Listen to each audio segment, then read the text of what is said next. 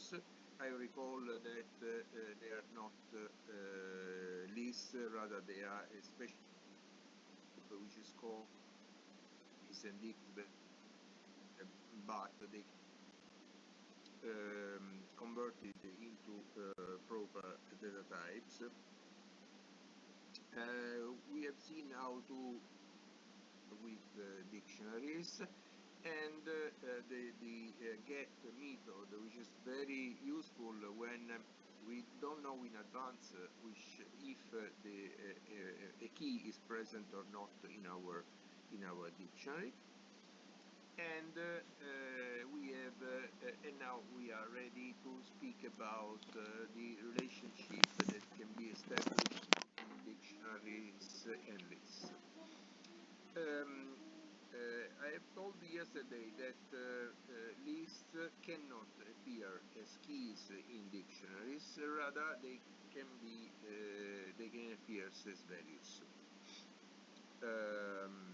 We have seen yesterday that that a dictionary, how to create a dictionary that associates frequencies to letters of the text, and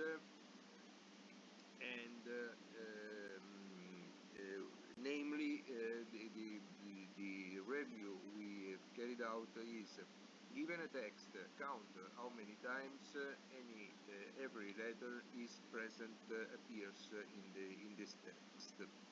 We can also reverse the problem. Test this dictionary that as how many times each frequency is presented. So how many times, for example, in a text, letter A, how many times letters are present 1 time, 2 times, 3 times, and so on, and which ones. Namely, how to invert the frequency dictionary. Okay. This is yesterday. We can close and create a new one.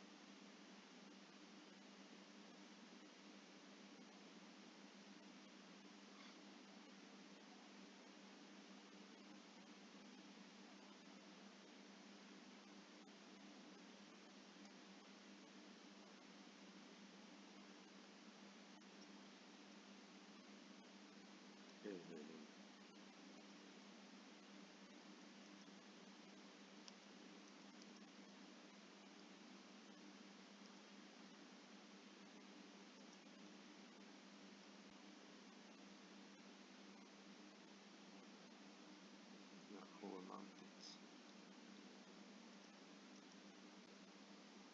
I'm not sure. Okay, this is our text.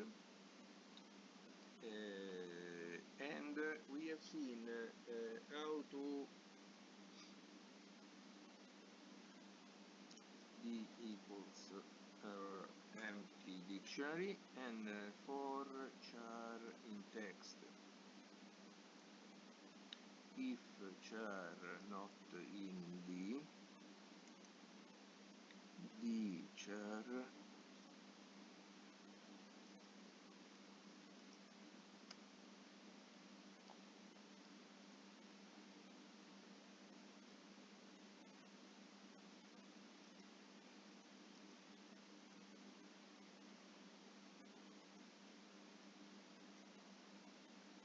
okay, and this is our.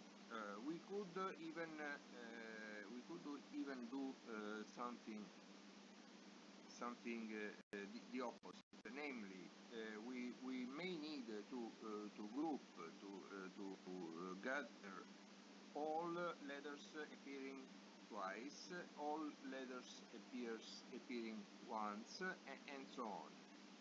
So, for example, our output, like 0, we disregard 0, but for example, capital I, W, Y, C, F, D, M, should be gathered and associated to the key 1. So our output should be something like 1 capital I W Y C F V M. Then to the key 2 should correspond R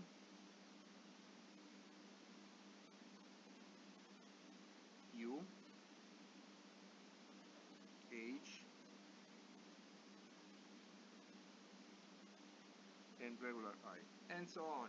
So we could possibly have 3, but this is not our case, 4, 5, 6, 7, and so on. And even 11, which is associated to the blank space. Is it clear for everyone? Yes, Professor. Yes. Okay. So this is our goal. How to do this?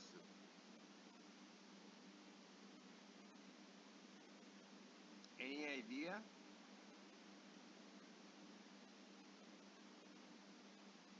So basically what we have to do is to make the value become the key. Yes. And associate to this key all the current keys that has this number of letters. Okay. This is a very good starting point. So let me recall that such instruction produces all the keys of our dictionary. Okay. That's a good point. Okay. So let's call the reverse dictionary. A dictionary is our choice because in our dictionary should look like this way. So 1 is the frequency, and we correspond with an empty list, and in the list we should place the keys. So so if we reverse the dictionary, we will have the keys, the values as keys, right? That's right. Okay, so if the not in rev D,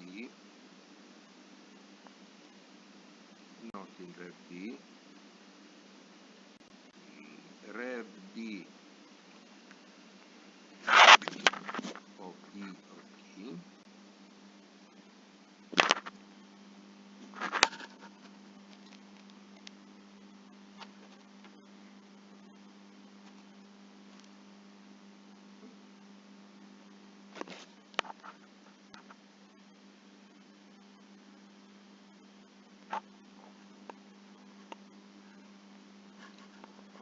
so the idea is this one.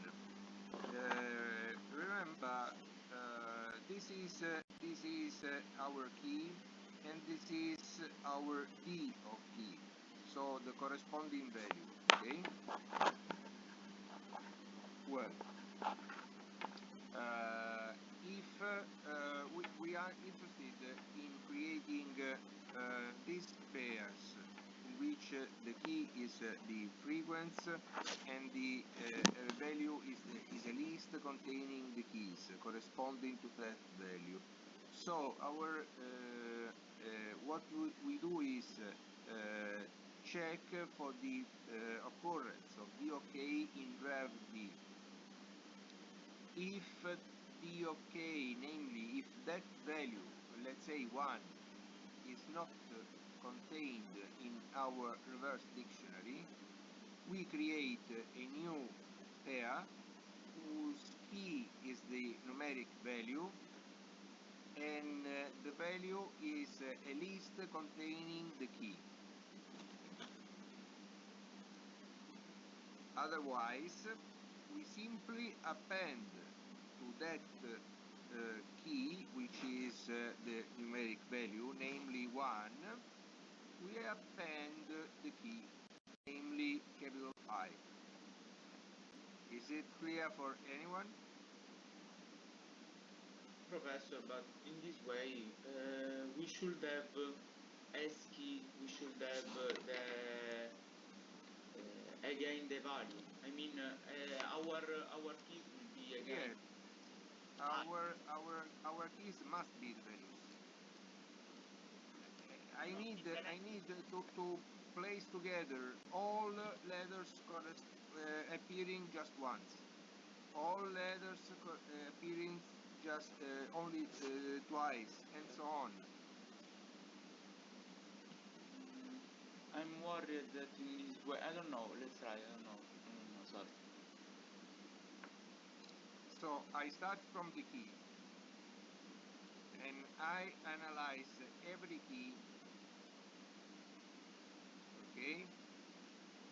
So capital I, whose value is 1.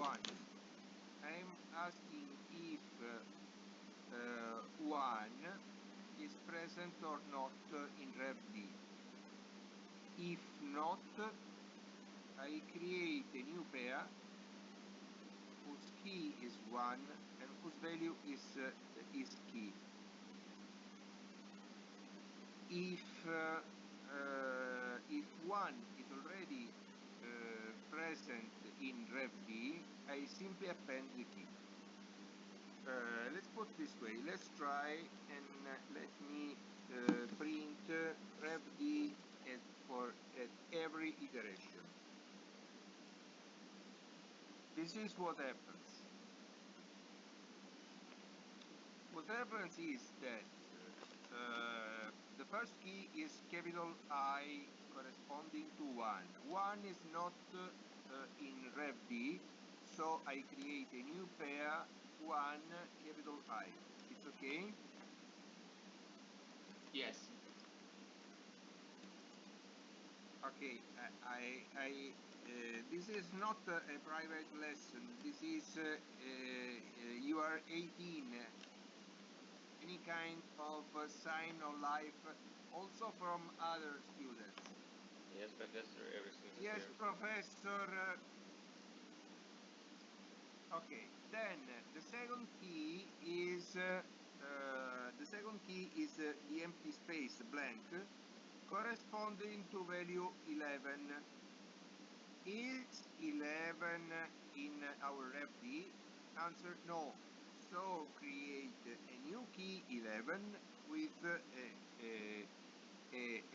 corresponding to the which contains only the empty space. Third iteration, our key now is W. Is 1 already in rev D? And the answer now is yes. So we simply append W to the list corresponding to key 1.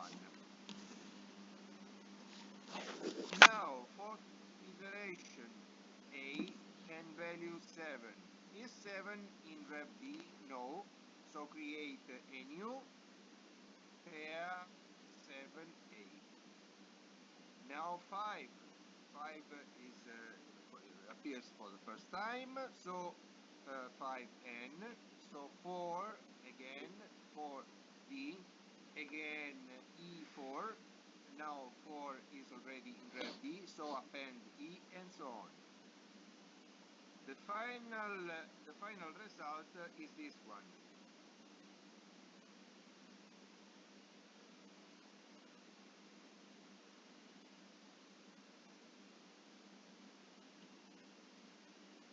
clear? Yes, Professor. Yeah, it's clear.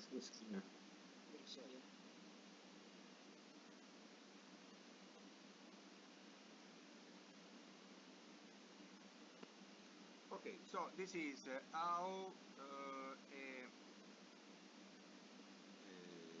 a dictionary can be reversed if necessary. Remember that the important feature of dictionaries is the uniqueness of keys. So what happens in a dictionary is that you will never have two pairs with corresponding to the same keys. It may never happen because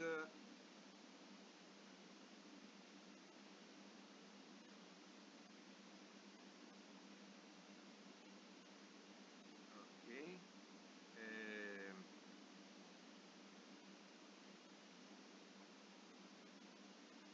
Okay, now if you try to add another value corresponding to the same key, what happens is that you simply replace the old pair with a new one, which is perfectly legal, but okay, so the old pair disappears to be replaced by the new one. Okay, so given this, what happens is that you may have instead many equal values corresponding to different keys, which is precisely what happens in this in this dictionary. So, if you want to reverse, tell me how many letters appears just once. The answer is these letters occur just once. This letter occurs 11 times. This one 7 times. This one 5 times, and so on. It's okay? Yes, Professor. Yes, it's okay. Okay. And now, next, a new sequence data type, which is useful only in some particular situations that we'll see in a few minutes, is represented by a tuple. A tuple is similar to a list. We use different identifiers. We can create a tuple using commas to separate the various elements of a tuple, or we may enclose the elements of a tuple in round parentheses. The main difference with lists is that tuples are immutable, so are used when you need to not modify your variable. And please note that these two instructions produce exactly the same result. So you have that T1 and T2 are both tuples, contain exactly the same values, and they are both elements of the tuple class. Okay?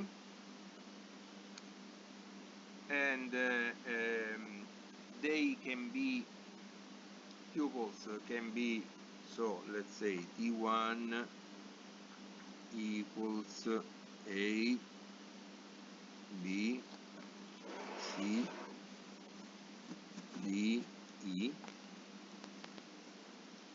print T1, oops,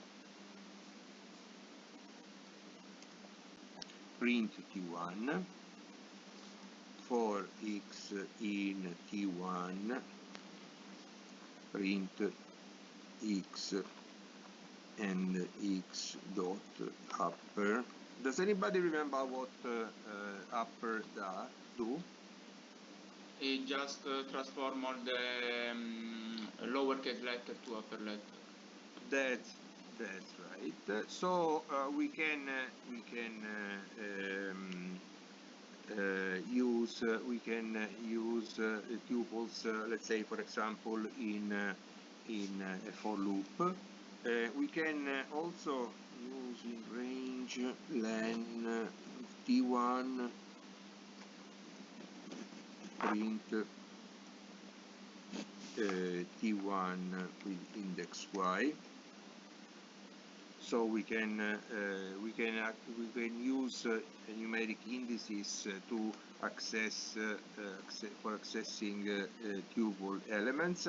So we can do some operations pretty like this, but always remember that tuples are immutable, meaning that, for example, you cannot do something like this. You should be answered that tuple object does not support item assignment, so you cannot have the square bracket operator with an index on the left hand side of your equality. So you cannot, but let's say, for example, you could do as we learned to do with strings.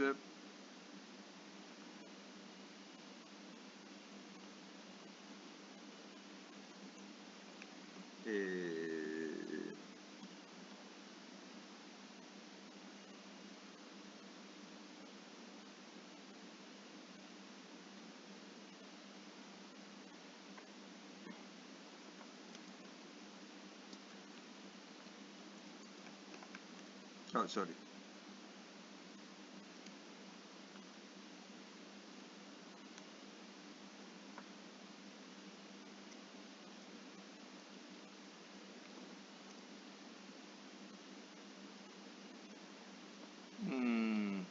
It is wrong.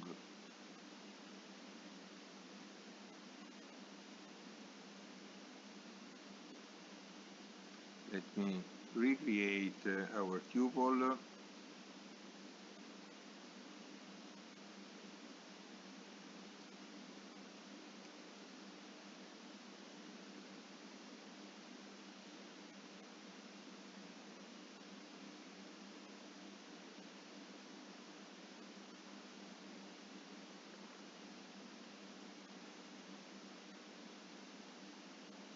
It's not so easy to modify just we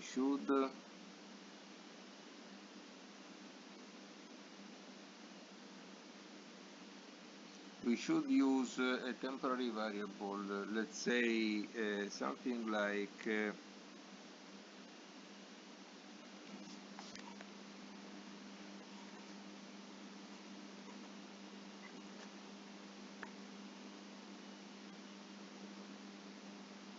okay, let's leave this unsolved. I'll think about in a moment and see how to do.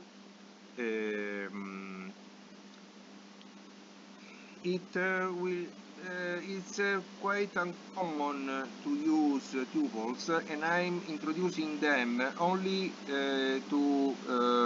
only for a reason that will be clear in a moment. So if it happens that you need to create a new tuple, you should be careful. Let's say a tuple consisting of a single element. It's fundamental that you add a trailing comma in order to allow Python to distinguish between a tuple element and a string. So the point is that if you you may define if you define a tuple this way, actually you are defining T2 is a string and not a tuple, whereas T3 is. So if we print type T2 and type T3, you will see that they are different. Okay, so and even Tx equals, if you enclose the element in parentheses,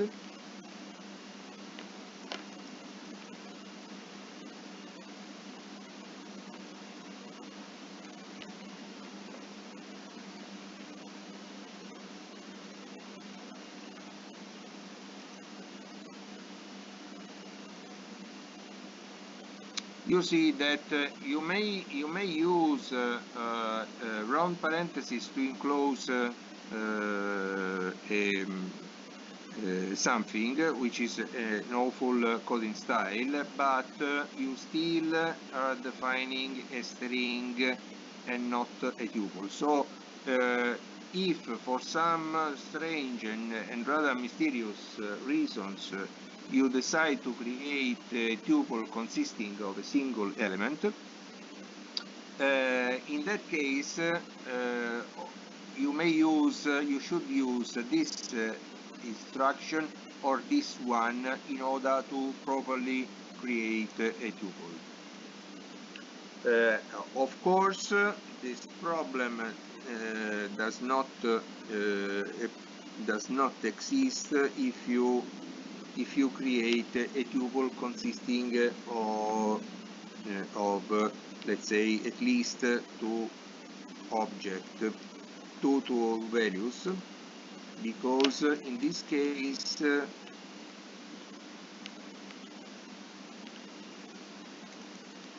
they are both tuples. Okay, and also remember that, for example, you may access single elements using the square brackets and the indices inside. Okay, is it clear? Yes. Yes, Professor. Yes. Yes. Yes, Okay. Professor. Yes.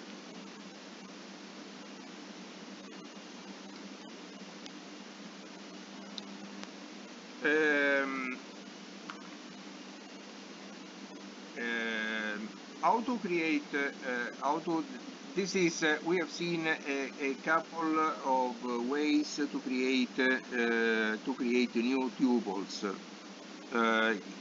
The important element is commas. You must use commas. It's up to you to use round parentheses, but you may also use the so-called constructor, which is this one, tuple with empty parentheses, which creates an empty tuple. And you may also, let's say, define a tuple this way. So, for example, a string which will be converted into a tuple, separating each character of the string. So each element of the string will be regarded as a single element of the tuple you are creating. Something similar should apply for lists too. So if we create a list, let's say LX, containing elements 10, 20, 30, 40, you should be able TLX equals tuple LX, print TLX. It works. So the idea is that even if LX is a variable, it's recognized as a sequence, and each element of the sequence will be will be considered as single elements of the new tuple. Professor. Yes. So basically, we have casted the list LX to a tuple. Yes, that's right. I mean, we have created a new variable, which is a tuple that includes all the elements of the list. Yes. Okay. Yes.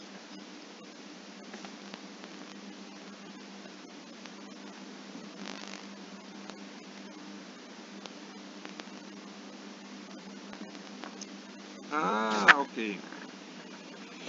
Okay, this is the solution of the previous problem. Provided that we cannot do something like this, which can be carried out only on mutable data types such as lists and dictionaries. We can do something similar to our strings, which we concatenate a tuple consisting of a single element, which is capital C in this case, plus the remaining part of the whole tuple. Okay, so this is the solution of this. Okay, this one. Does it work if I write something? No. So we need a parenthesis.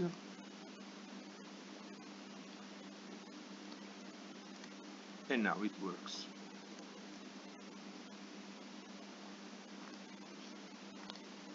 No, it doesn't. I didn't get this pass.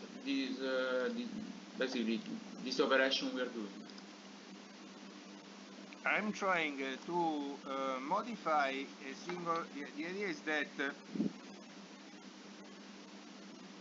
the idea is this one. I have a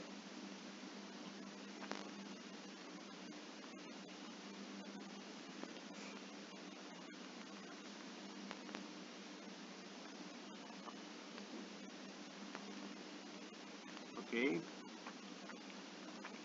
and I would like to modify the first one of the elements. Let's say I suppose I would like to modify, to update the first one, writing something like this, which is illegal because we cannot perform item assignment on tuples. Okay, so which is the solution? The solution could be to create a new tuple which contains the first the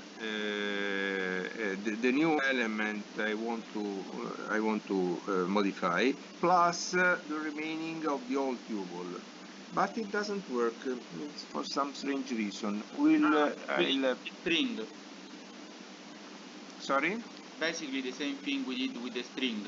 Yes. But we cannot modify the string, but we can create a new string with the first part changed, plus the old part of the plus string. The old part unchanged.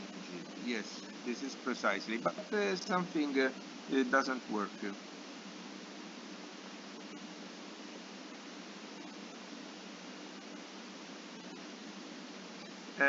What actually happens is that it's doing something. Let's say.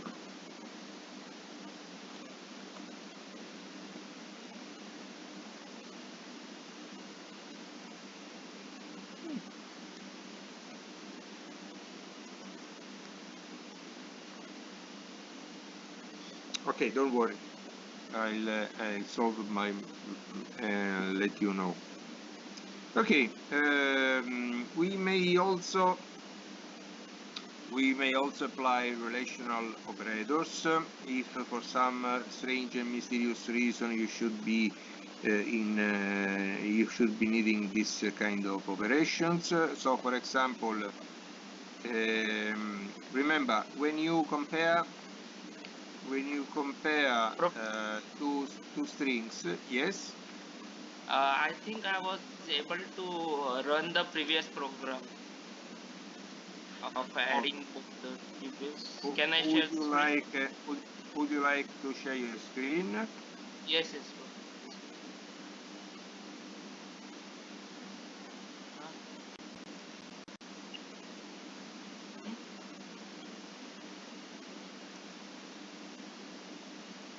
Is it the same?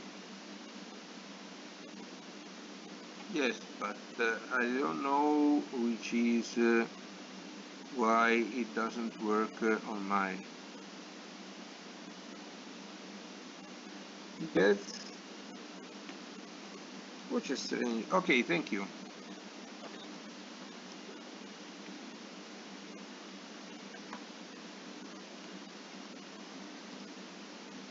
Professor, it's the same thing as you did. The only problem is that maybe, I don't know why, but we need the round parentheses. I use the round parentheses. No, when you link the new characters, you need to link to basically to tuple. Yeah, because in this way this is a tuple. Yeah. Exactly. Oh. Exactly. I think it's because before you put the comma outside of the parentheses. No, not true. I don't know why. It is the same thing. Actually, I should no.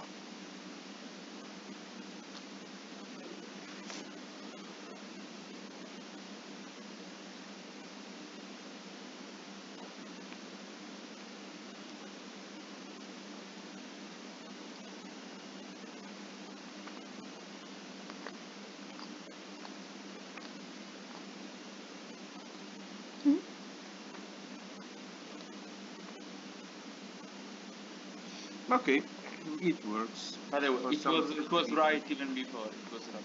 Okay, very well.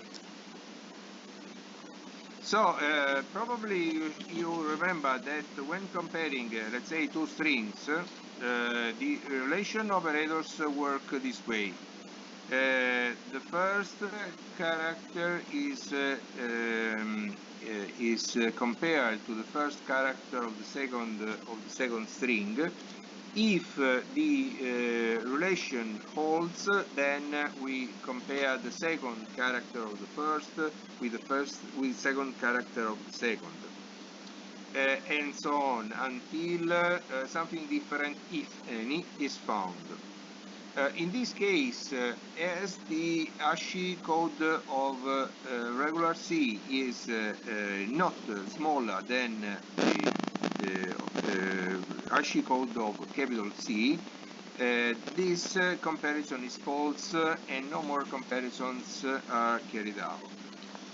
Instead, in this case, we are comparing the elements of two tuples, and we find out that 0 is not less than 0, 1 is not less than 0, rather, but they are equal, so cannot be concluded, nothing can be concluded about this relation. Instead, 2 is smaller than 3, and therefore the relation of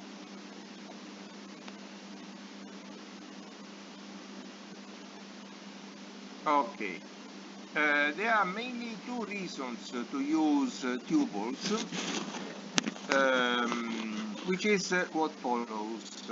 In other programming languages, you probably faced the problem of switching or swapping the value of two variables.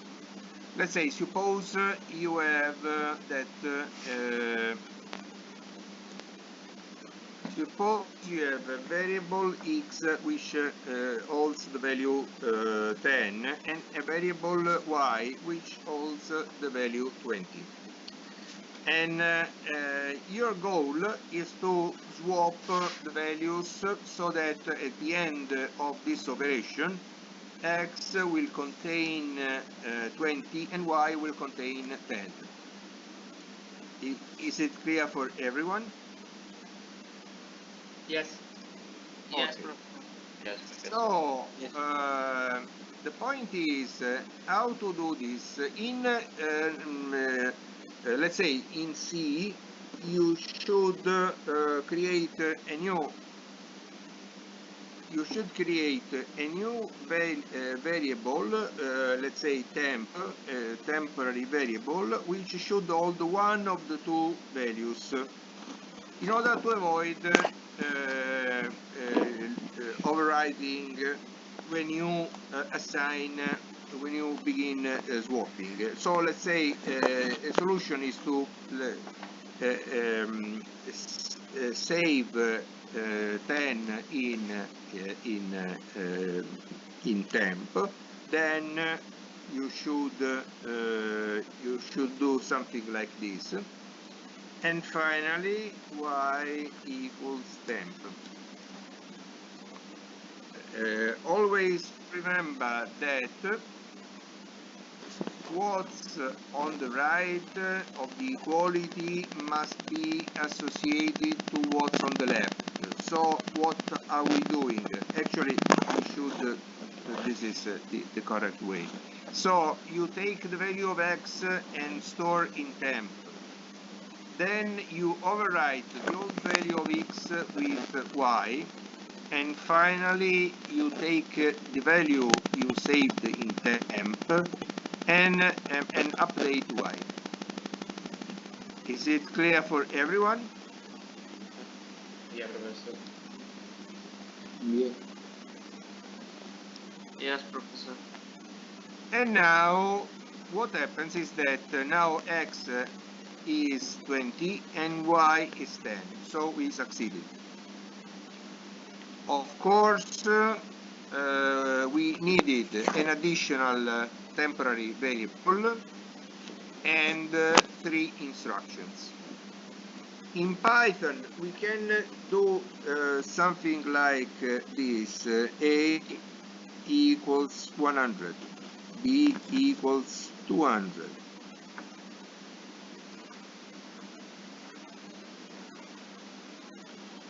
A comma b equals b comma a.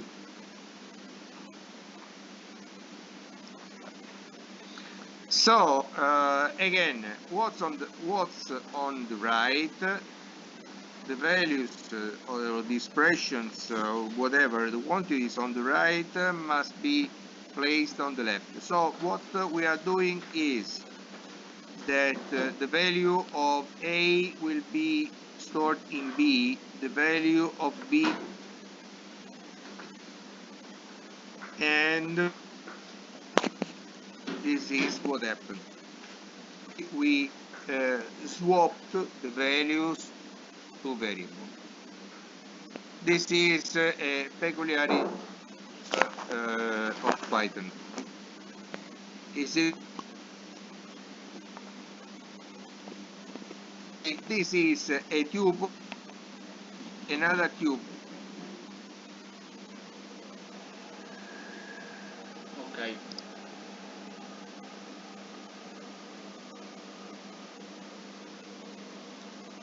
Back from other students.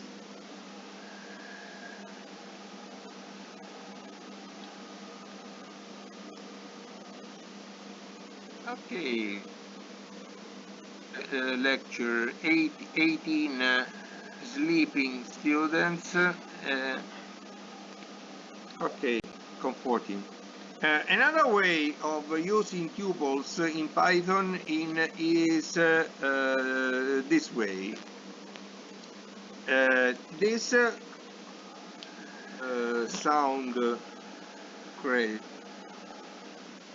but actually this is a multiple assignment.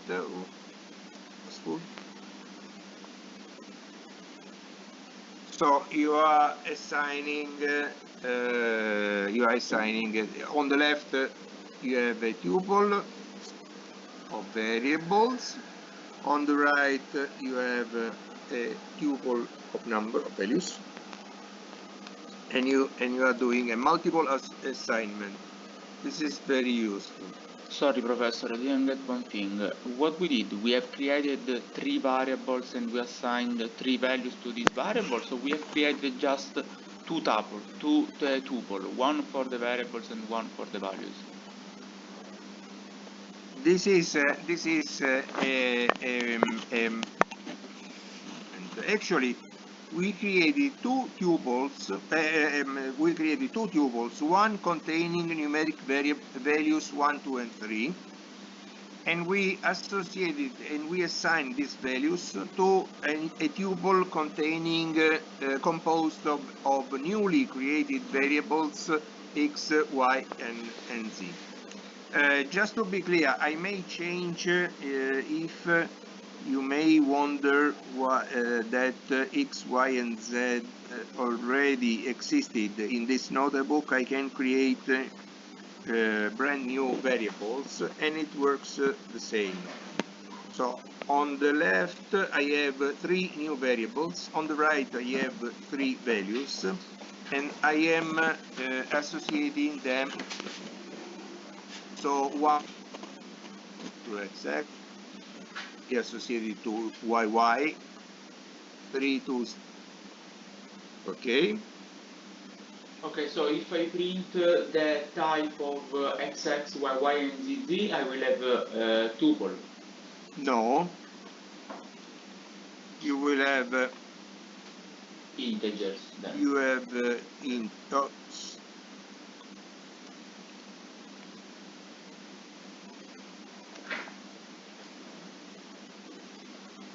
Okay, okay. In Python formal language, these are 2 examples of unnamed tuples, because they are tuples created and destroyed on the fly. Okay, so unlike let's say T1, which existed and which was a tuple, a persistent tuple, this is a tuple which is created just for this instruction, and then it exists no more. Professor, I just tried for curiosity to create a name and do equal XX, YY, ZZ and equal 1, 2, 3, and then to print this name, and now it works as a tuple. I mean, sorry, can you share your screen? Yeah, of course. I didn't get it. It was a bit confusing.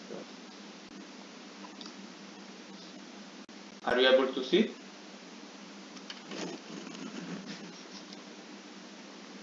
Can Oh, you? yes, of Yeah, course. in this way.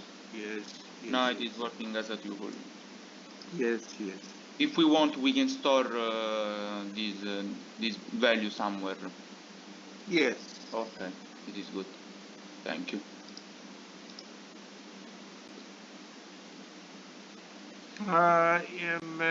Would you like to print tup, the content of tup?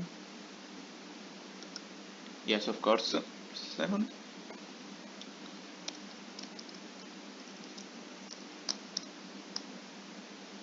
One, 2, 3. Okay, very well.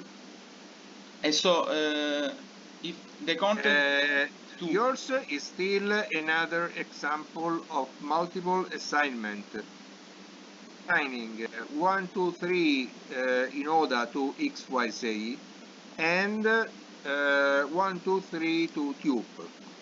So if I want to print X, Y, and Z, how can I access? Print X, Y, and Z. No, I want to print only these. I want to have these as a result.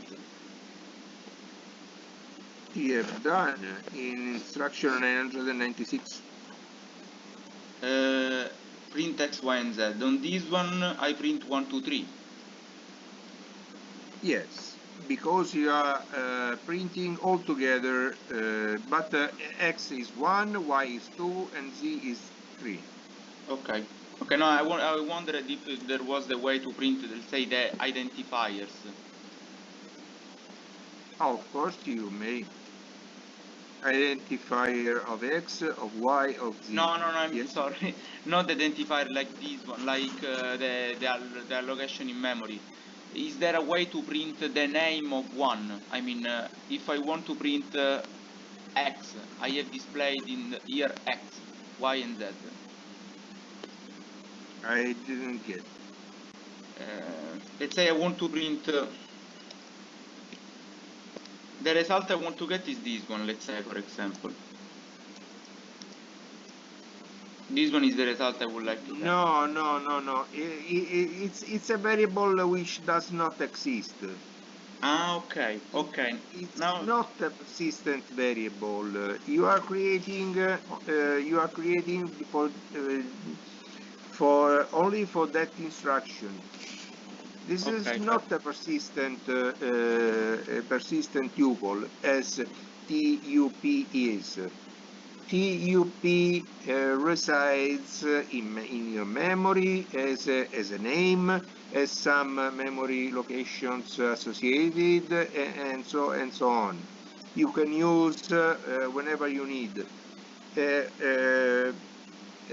Unlike tuple, XYZ is a tuple, but its lifetime is just that instruction.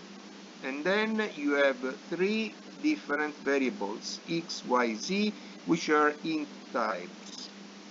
so let's say it's like a middle name, let's say in this case. Yes. It's a Okay. temporary association. Okay. It's a temporary association. Thank you very much. You're welcome. Any other?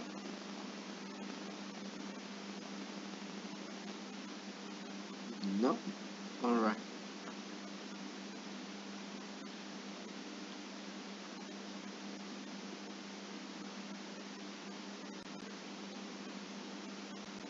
Okay.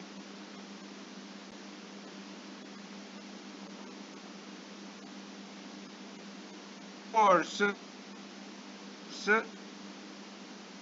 full correspondence. Three values. Then on the left have three. You want to have variations.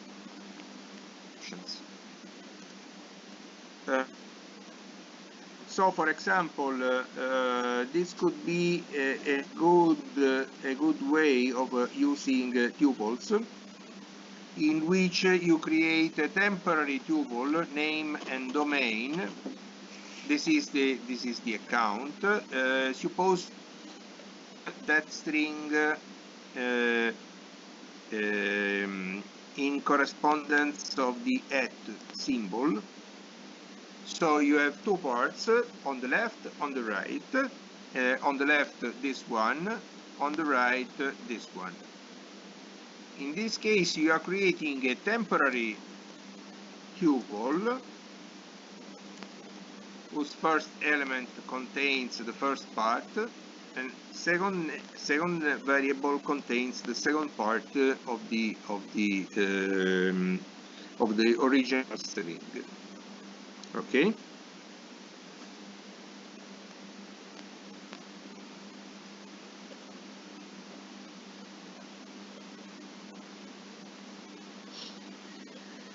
Okay. The second important use of tuples is in return values of functions. Suppose we define a function called rectangle, whose parameters are the two dimensions of the rectangle, and what we do is to calculate the area and the perimeter, which is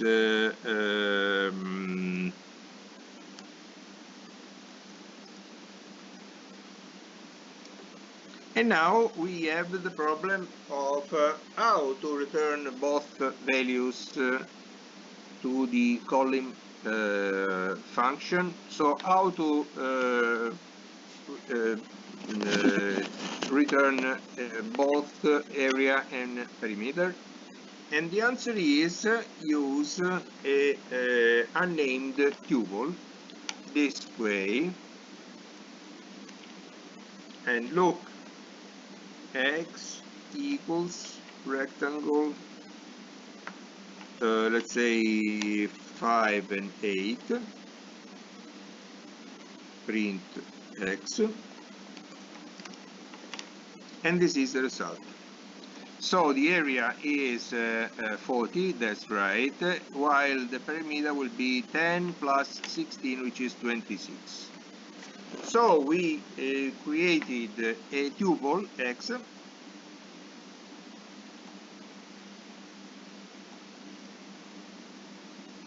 which contains both values returned by the function, by the return statement.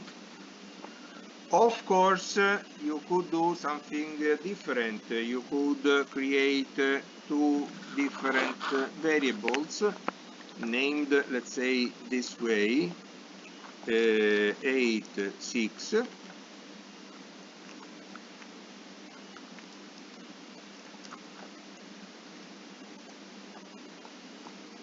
And this is the result.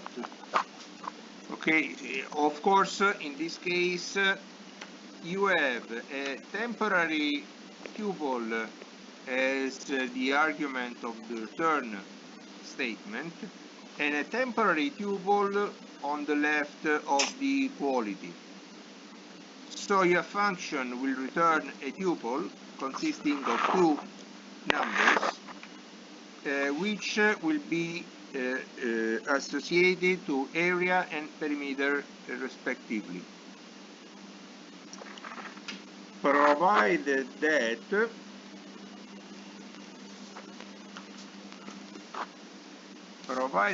of course you can access single elements of the tuple. Remember that you could, for example, do something like this. Okay, so you can access single elements of over your tuple.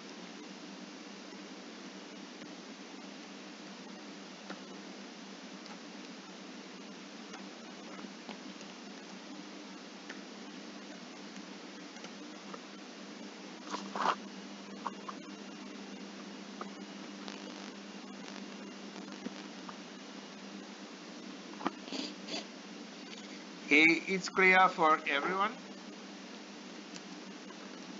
Yes, Professor. Yes, Professor. Yes, Professor.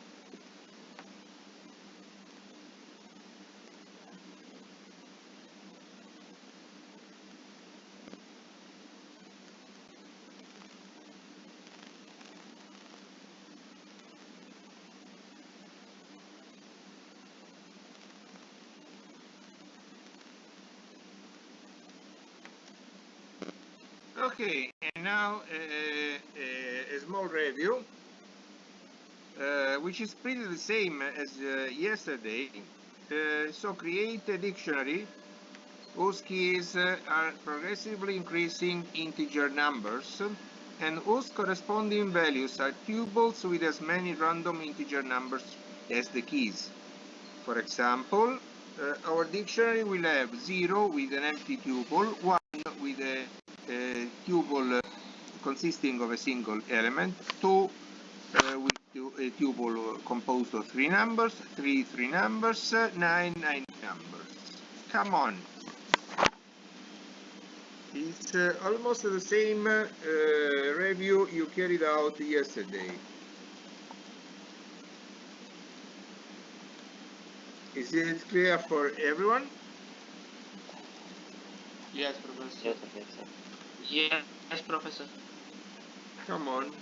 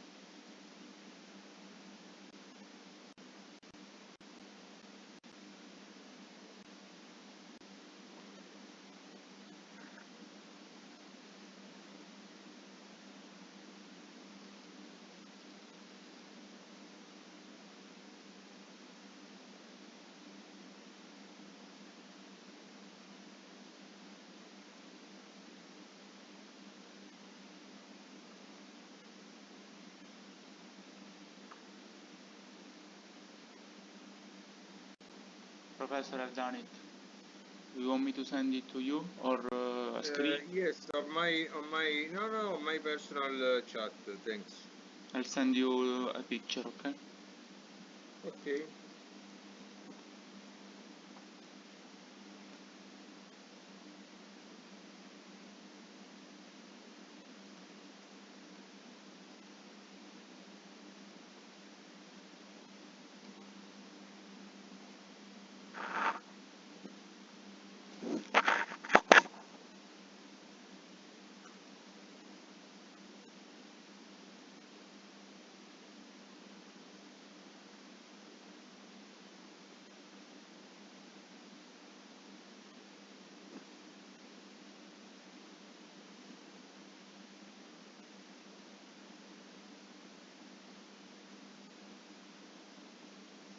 I'll just send it to you. Okay.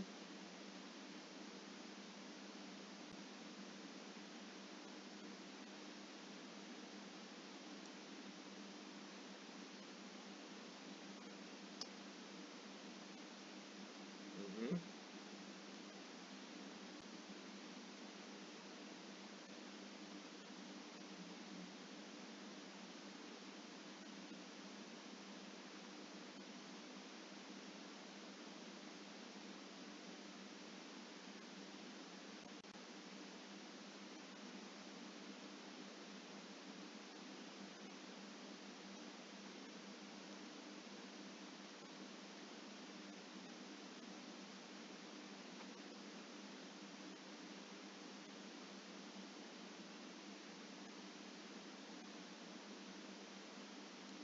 Yes, one drive, sorry, append cannot be carried out because of course tuples are immutable objects.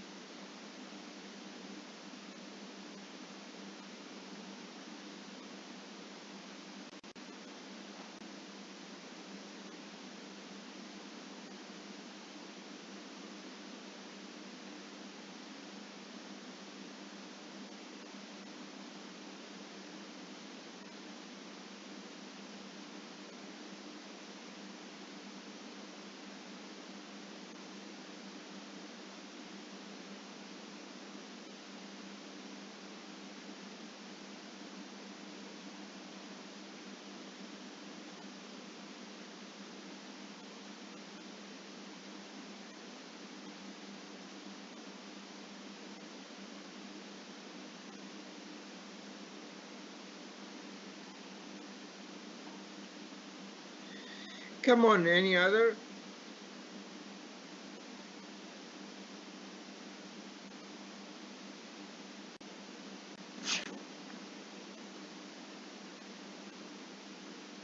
So yesterday I received 1, 2, 3, 4, 5, 6, 7, 8, 9, 10, maybe 11 radius, and today just one. Why?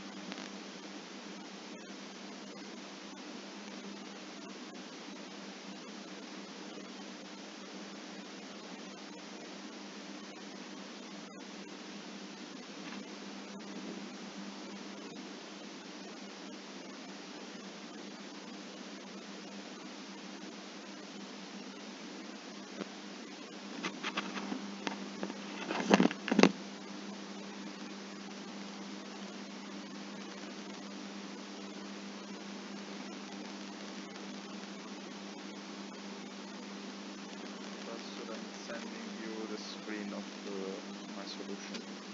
Okay.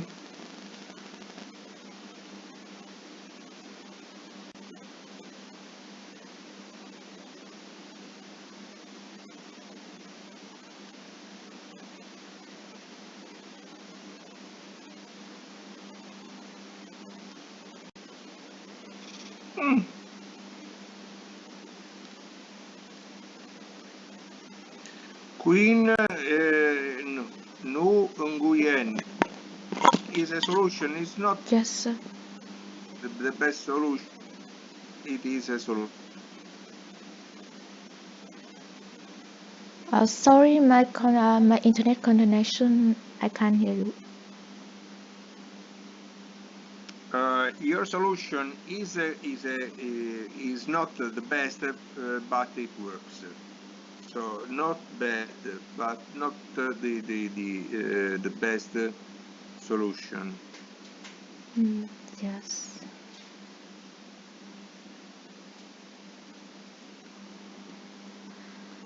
I can try again. Not later on, please.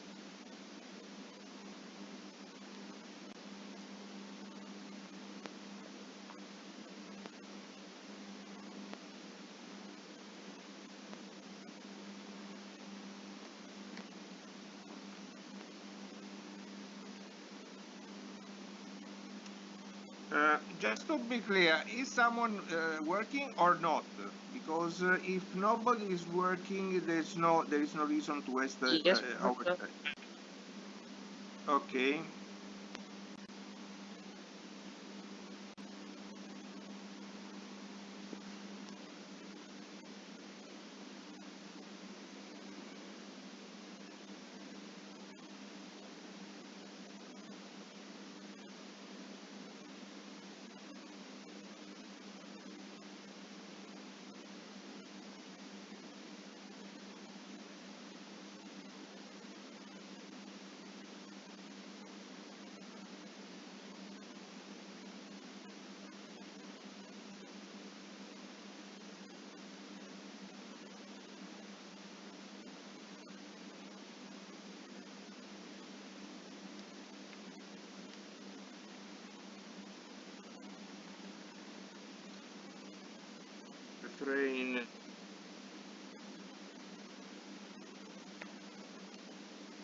Okay.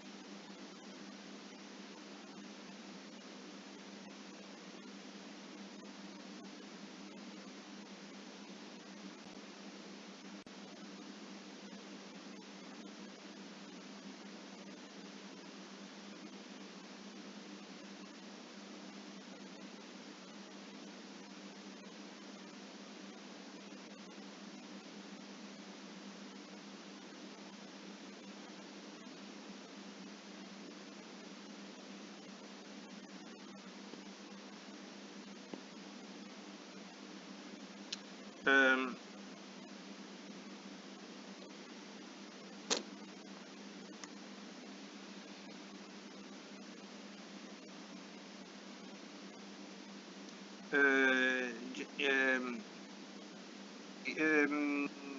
you are requested to create tuples, not lists. So modify your review.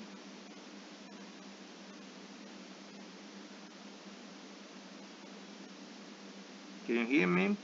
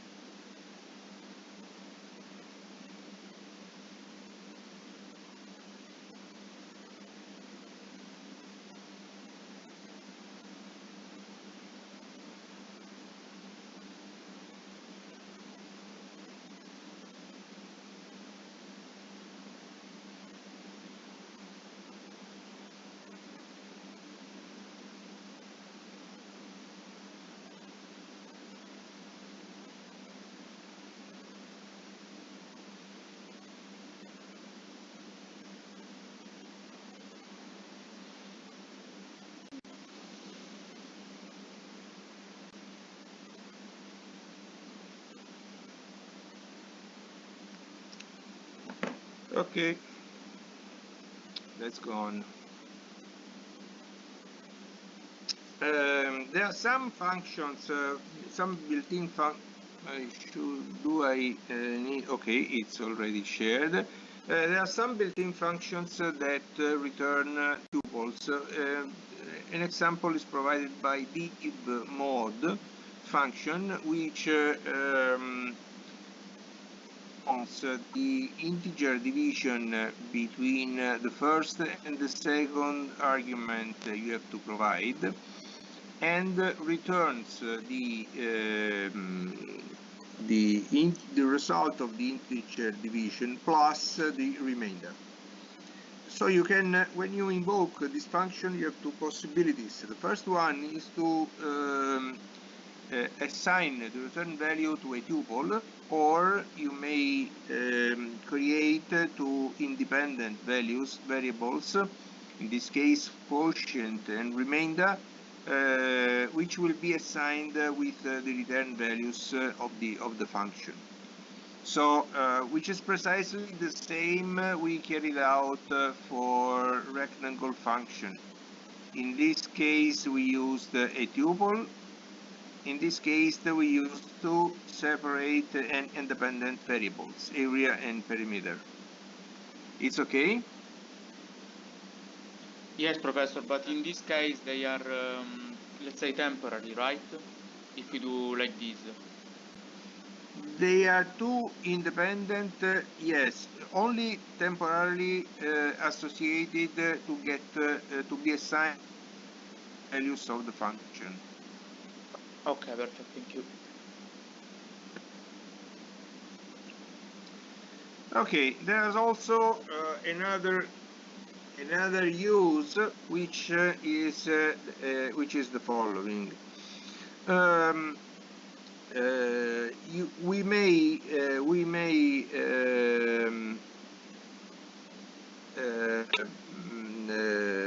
modify the behavior of a function in order to take a variable number of arguments.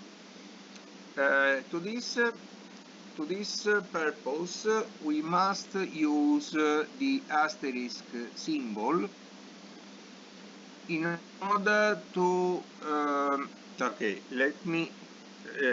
let's give a look at this function. This is a function called printall, in which we have a strange argument, which is an asterisk followed by. It is that with this symbol, we are informing our Python interpreter that is not a singular variable holding a singular value. Rather, we may contain arguments as we need. So, we may invoke in this case the values, different types, two strings, a floating point number and an integer number, and ask to print them all. How does it work? Actually, what happens is that we are saying, look, these four arguments are not four separate arguments. Rather, they are a singular only one value, which is a tuple, which should be interpreted as a tuple. Therefore, you should consider them as a single only one argument, which is a tuple, and therefore you can manage as specified by the function. So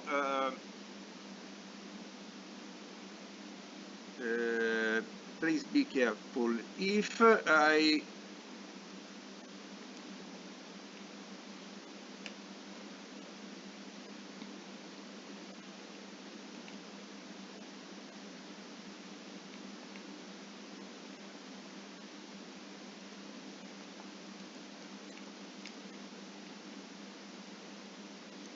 You may invoke this function in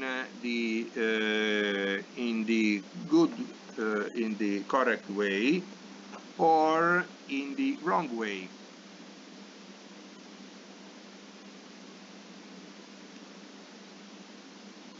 In which case you will have a type error because you are answered that print all takes one positional argument but two were given. So you are providing two arguments, only one it can be accepted, okay? Unless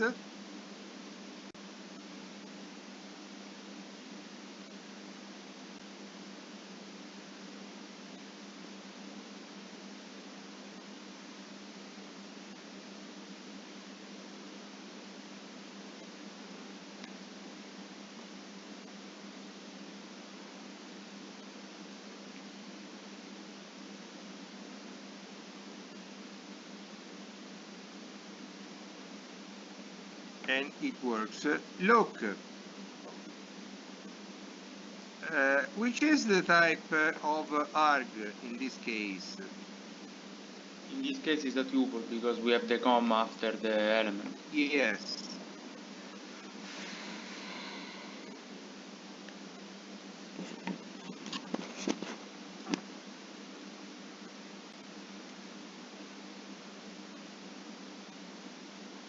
Okay. So you may use a variable number of arguments depending on the problem you are working with. Suppose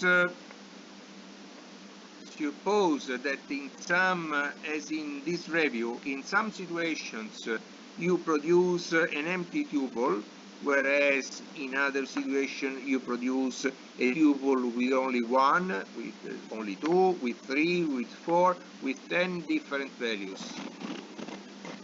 How could you figure out a function able to manage all these different situations? And the answer is adopting this syntax. You are informing your function that a variable number of arguments could be possibly provided, and of course it's up to you to manage this number of arguments.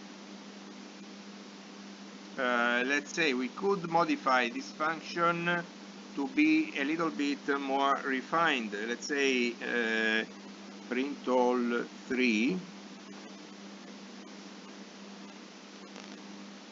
for E in range len arg, print I,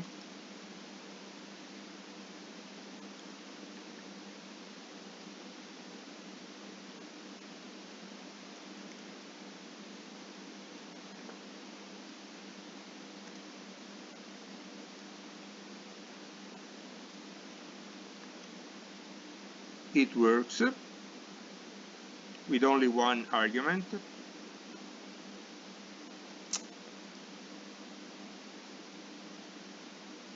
And it works with 5 arguments. Okay, even if and look, if even when I use only one, I invoke this function with only one argument. If I print, tell me which is the type of arg, even when it will be a tuple, of course in this case too. Okay, so we change the type of our argument, which will be considered as a tuple, and therefore we may work with a different number, a variable number of arguments. Is it clear for everyone? The only thing I didn't get is that if I print straight away the tuple that I have created, it will print anyway. Yes, but if you could of course you could type something like this.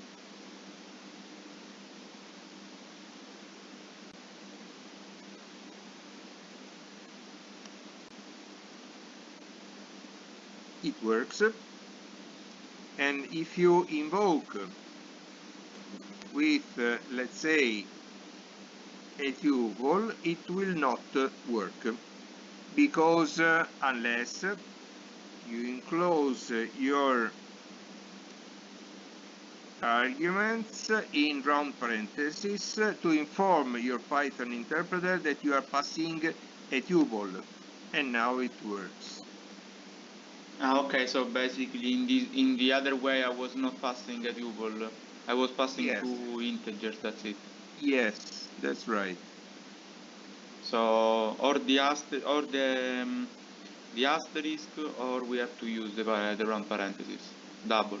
Yes, yes.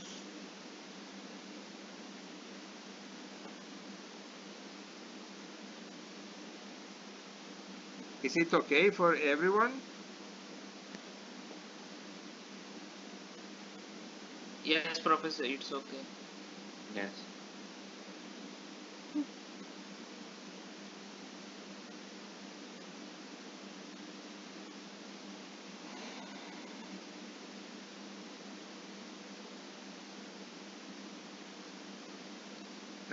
We may also do the other way, namely, instead of gathering different values, we could scatter them. For example, in this case, if you invoke divmod, which needs 2 arguments, if you define a tuple composed of 2 arguments and you feed it to divmod, you will be returned with a type error, because divmod expected 2 arguments and you provided just 1. Instead, if you inform your interpreter that you are feeding divmod with 2 arguments, which are the result of exploding or scattering your tuple, then it works. Okay, it's careful to use and remember to use the asterisk when necessary.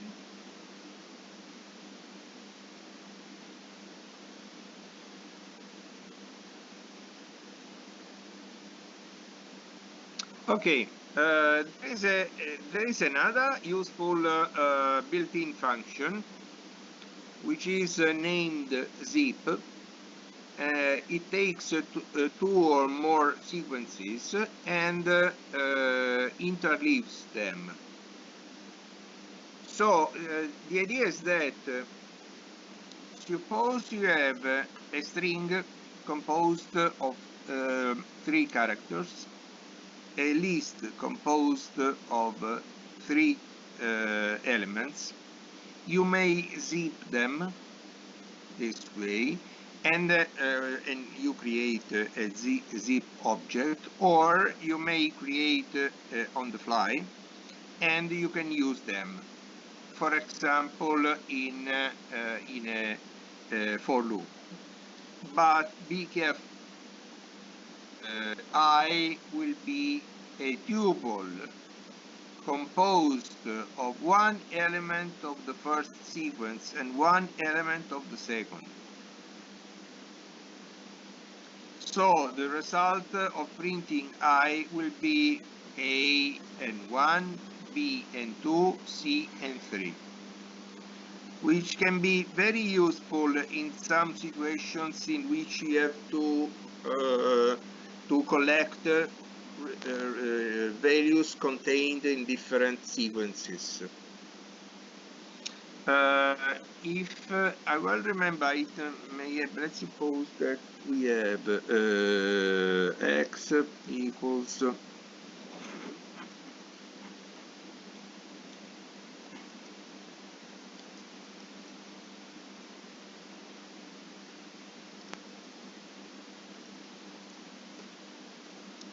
Professor, it is necessary that they contains the same number of elements? This is what this example aims to. Ah, okay, okay. If I will remember, you should stop after the fourth iteration. Am I right? Yes. This is precisely so. The point is that it's not able to create the fifth, the tuple corresponding to the fifth operation or iteration, and therefore it stops when it has both elements from both sequences. So let's say even in the opposite or in the opposite Yes, of way, course. it will be the same. So the least common number, let's say. Yes. But it's I find it pretty useful because you may create sequences with of different types and a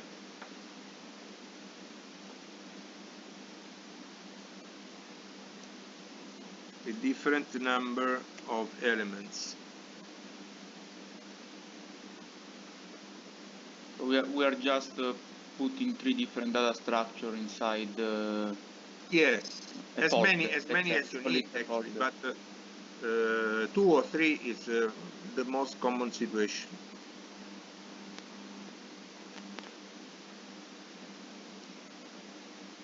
Is it okay for everyone? Yes, Yes, it's okay. Professor. Any question?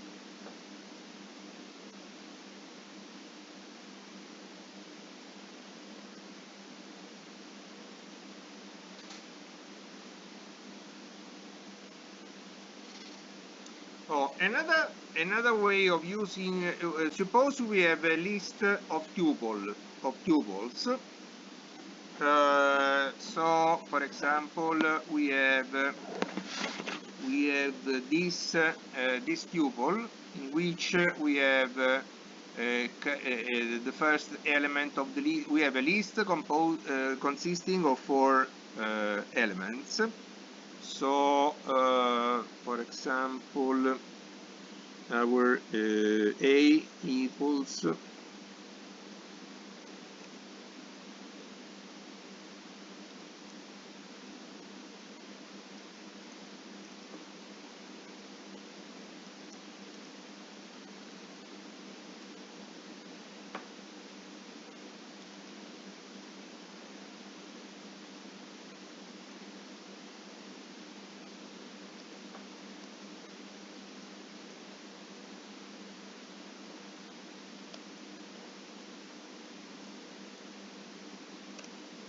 okay. Suppose we need the first element of the list. Any guess about the result? We are printing A1, no, 1. The first element, the elements of the list are the quantities between commas. So the first element will be the tuple A1, the second element will be B2, and so on. So for x in A, print type of x.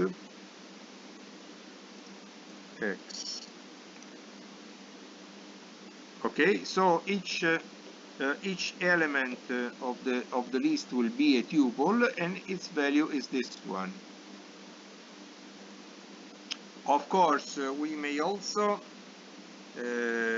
access individual values, individual elements of the tuple this way, or we may access as a whole. But we may also do something like this one for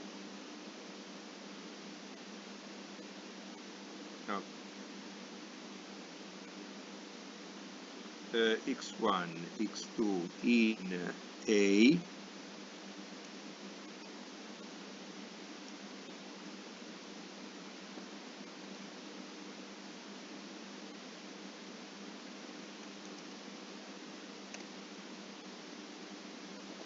so if we know in advance that the elements of our list are tuples, we may create temporary tuples composed of variables x1 and x2 and print them, use them. Okay, so in this case, of course, we need to know that the elements of our list are tuples, and in this case we may adopt this kind of syntax. Okay, of course, suppose you have a list composed of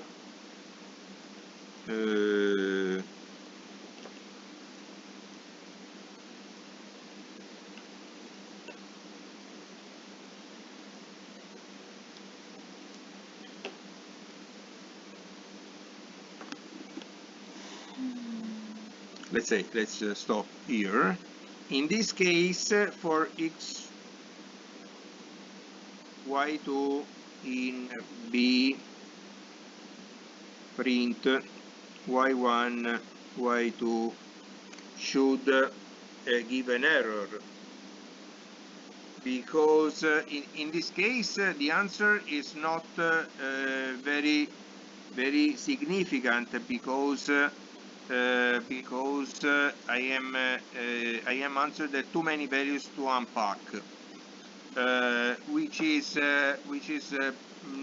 not precisely what I need, because this is the correct way, for example, in which case is okay. Or remember that we have singular elements of the list. Sorry.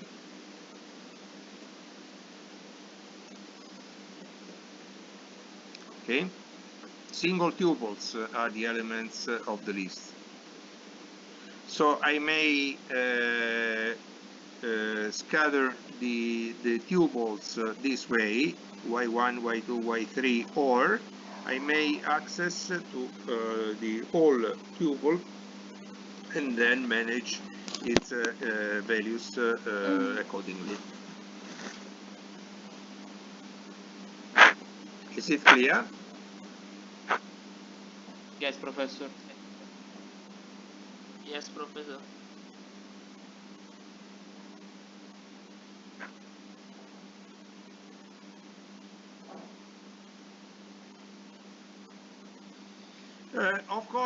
Of course, we may use zip and for to traverse two lists at the same time. For example, to find correspondences between elements of the two lists in the same position. So,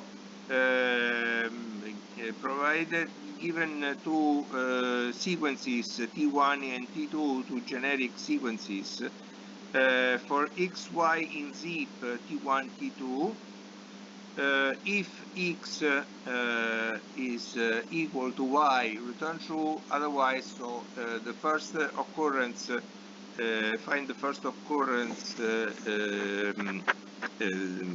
first match, and return success, otherwise at the end of the for loop return false.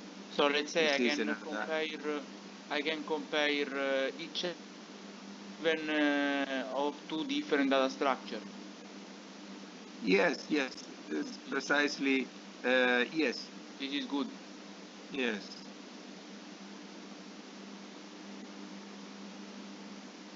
something like for x, y in zip di hello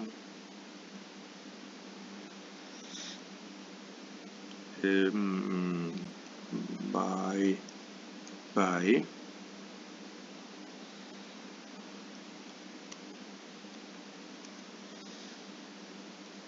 if x equals y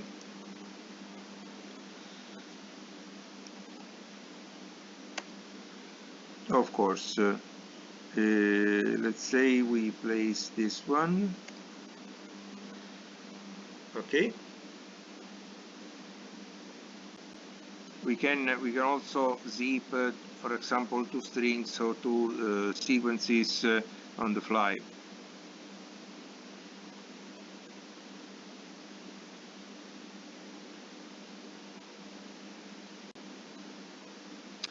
There is also another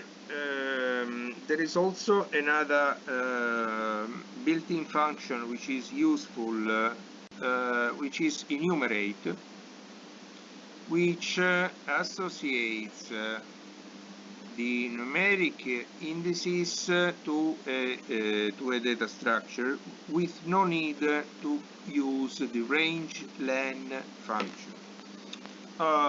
Let's put let me show you an example. Suppose we have a string which is the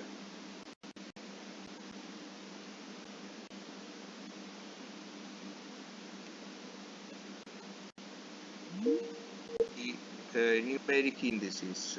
And so let's say, for example, for some strange reason, okay, for I, then in this case we should use this one, and we should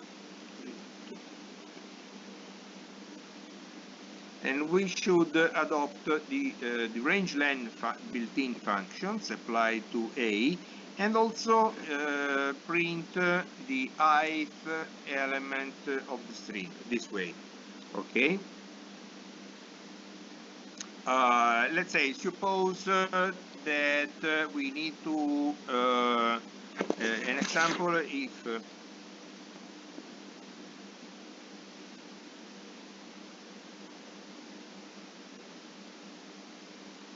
the ith element of the string is an empty space, then print the index, the corresponding index, which is 5. Or we could do something different from I char in A, enumerate A,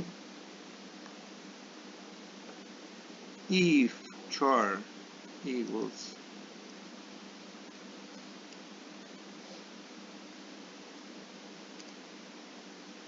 okay, which is precisely the same, but with no need to first adopt the range len built-in functions and traverse your string, your sequence using indices. Instead, you still traverse your sequence using elements of the sequence. Remember that we may foresee in A print C.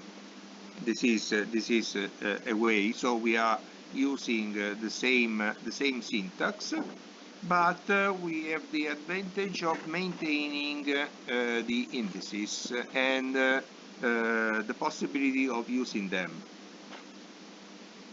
Professor, what about enumerate? I just forgot it again. Can you repeat, please?